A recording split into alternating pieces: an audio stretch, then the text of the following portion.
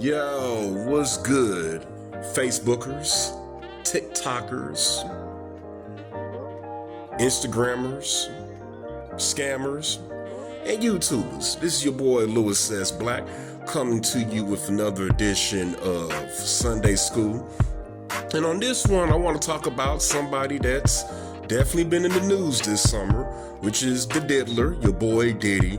But I want to do something very, very different because, of course, any content creator worth their grain of salt has been talking about him, but they've been talking probably in a negative light and just basically feeding into what the media has been throwing us about him with the allegations and the jokes and the memes and all this and that. But what I want to do is I want to take this quick little 10 minutes out to once again reinforce the positive of what he did, the thing that made him well known. Because if he didn't do some of these revolutionary pioneer type thing, I was about to make up a word, pioneering. Matter of fact, pioneering means that you're doing some pioneer type shit. That's very pioneering of you. All right. I'll put that in the little thing. He pioneered some shit. And if he wouldn't have pioneered this stuff, he would be a known CEO, but he wouldn't be as famous. He'd be like the guys from QC or whoever in the hell it is that runs Top Dog Entertainment. And what made him stand out is, number one, he pioneered the R&B hip hop type sound. He took the two and literally blended them together the way that you make a smoothie. And he threw that thing in the blender and came out with something unique. Just like if you go to the gas station and you mix some Dr. Pepper with some Sprite or some shit.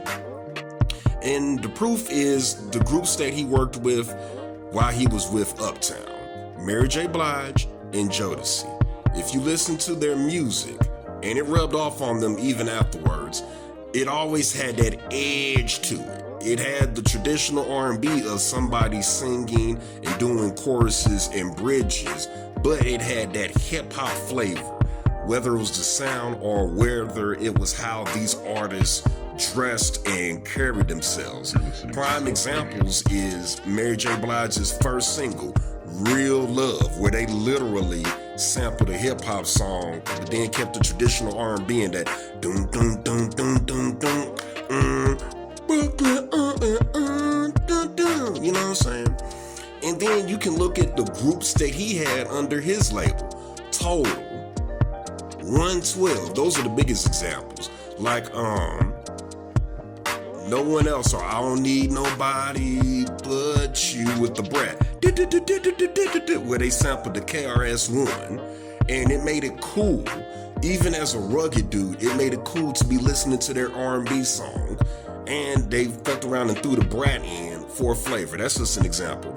Or 112 with the Only You, the boom dum dum dum dum dum dum dum, and even the remix where it sounded like a rap song with some niggas singing on it, and then you had Biggie coming on there. Please us, the notorious, just please us with your lyrical thesis. Okay? I'm just giving quick examples because we only got so much time. So he really made that a cool thing. He also really made it cool to take an old rap song and sample it and flip it and turn it into a new R&B song, the same way that how for the longest, since the beginning of time, or should I say since the beginning of the genre, you had rappers taking old R&B songs and turning them into whatever kind of rap song they wanted it to, whether it be smooth or rough. And shortly thereafter, people go with winning formulas, other people adopted it, and now we've got it all the time where you hear an R&B record and it's got just enough hip-hop flavor to keep even the roughest nigga in the hood head nodding. So we got to give him props for doing that.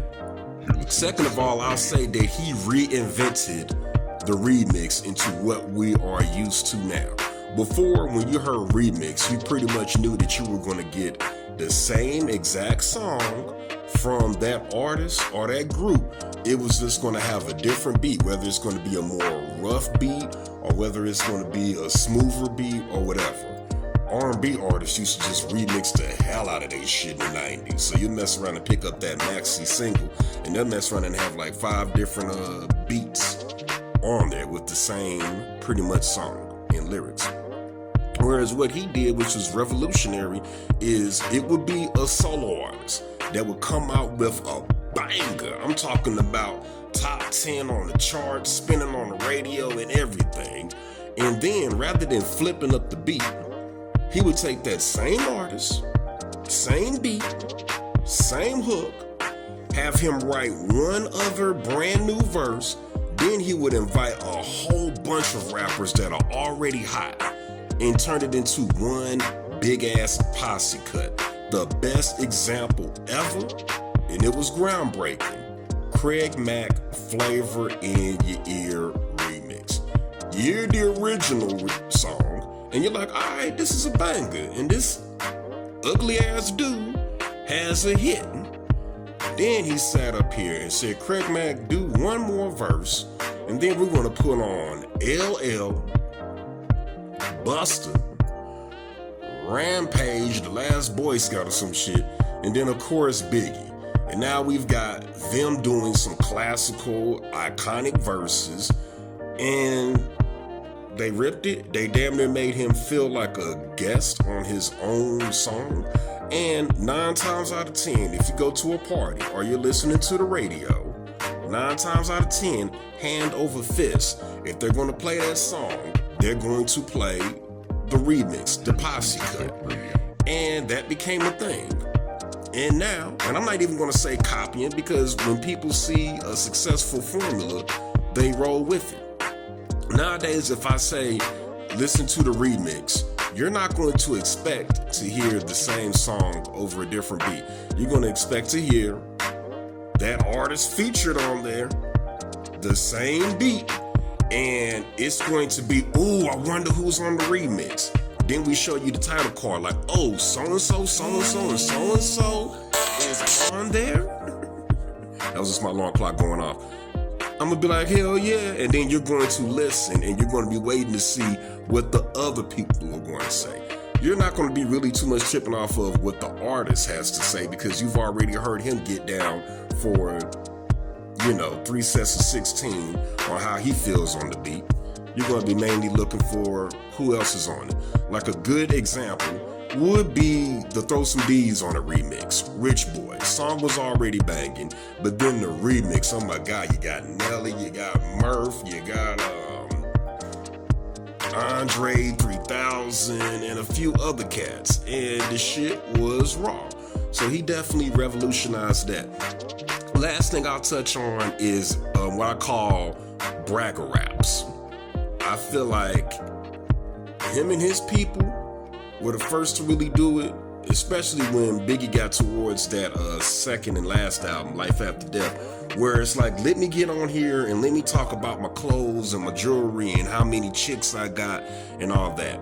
Then Rockefeller definitely paved the way, and then of course I'ma say Cash Money really took it and really ran with it. But when we say pioneers, we're talking about the first to do it.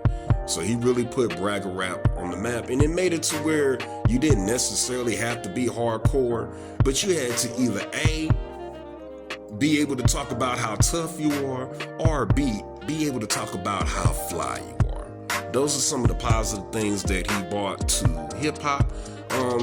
You're not going to really hear me talking and engaging, besides maybe a funny meme or two, too much about the shit that he's going up through, because right now it's alleged. I feel like I only have the right to talk shit once a judge convicts him and finds him guilty.